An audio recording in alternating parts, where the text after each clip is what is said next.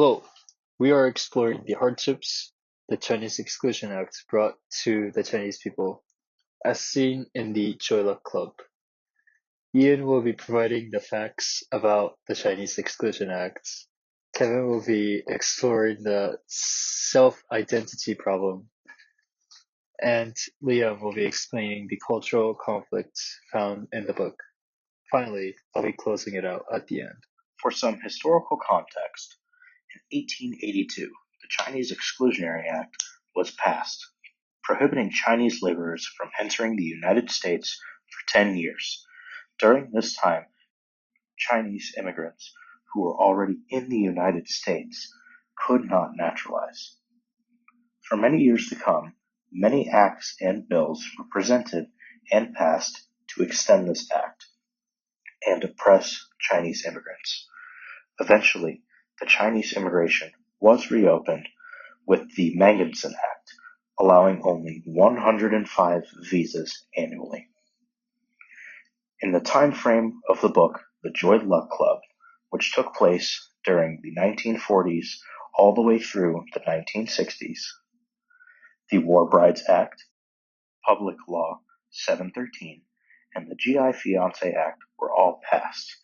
This allowed Chinese immigrants to come to the U.S. in a quota if they have a spouse or a significant other who is a United States citizen. Following those acts was the abolishment of the Chinese Exclusionary Act in 1966.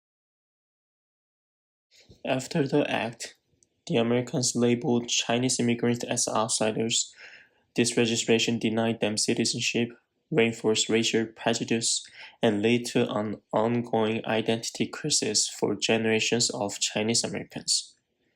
Amy Tan's The Joy Luck Club brings this struggle to life by exploring the identity conflicts faced by Chinese Americans' mothers and daughters. One example from the book involves the name Jin Mei-yu.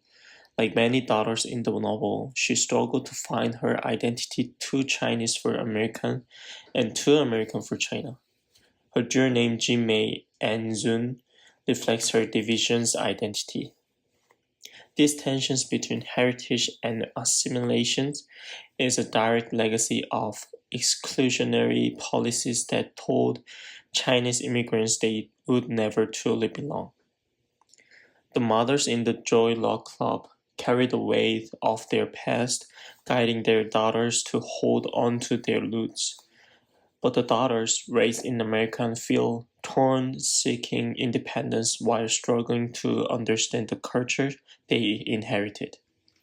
Despite the barriers of language, history, and expectations, Tan's novel demonstrates that identity is not solely determined by where you came from. It involves understanding the past while shaping your own future.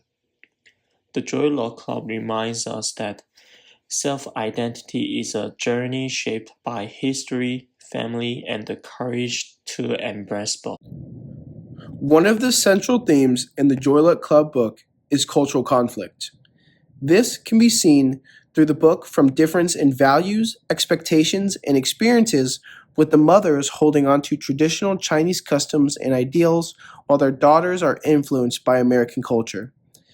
In the book, some of the American culture's values that are reflected in the daughters were individualism and independence, while the mothers emphasized more collectivism or the importance of being subordinate to the needs of the family.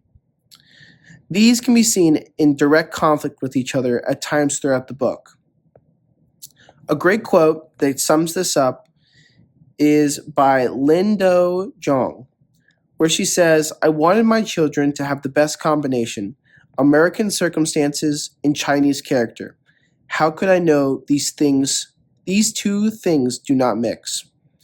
I really felt that this captured that dilemma of where the mothers are struggling to reconcile their traditional Chinese values with the opportunities and freedoms available in America for their daughters.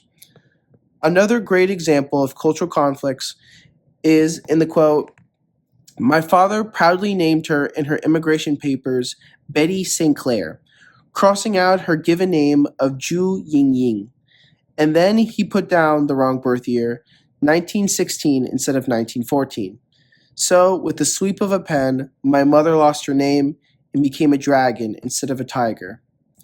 I really like this because it kind of shows how the mother has to leave behind a lot of her culture to make this move to America. And not only for herself, but also in her daughters. And shows kind of the beginning of the struggle that she'll have on keeping these traditional Chinese practices and traditions that she wants to hold on for her children. There is no doubt that the Chinese Exclusion Act became a reason for the Chinese people to be discriminated, as illustrated in the Joy Luck Club. Especially the children of the Chinese people living in the US faced identity crisis and cultural conflict, as explained by Kevin and Liam.